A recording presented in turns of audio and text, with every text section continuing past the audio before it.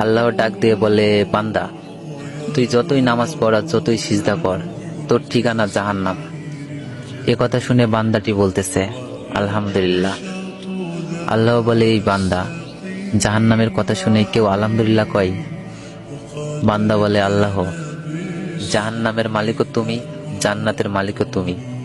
তুমি আল্লাহ যদি খুশি হয়ে আমাকে জাহান্নামও দাও, আমার আপত্তি করার কোনো অধিকার নেই। আল্লাহ বলতেছে, বান্দা, জাহান্নামে গেলে তুই পুড়ে যাবি, তোর কষ্ট হবে। বান্দা বলতেছে, আল্লাহ, কষ্ট শুধু আমার হবে না, তোমারও হবে। আল্লাহ বলে, বান্দা, তুই পুড়বি জাহান্নামে, আমার কষ্ট কেন হবে?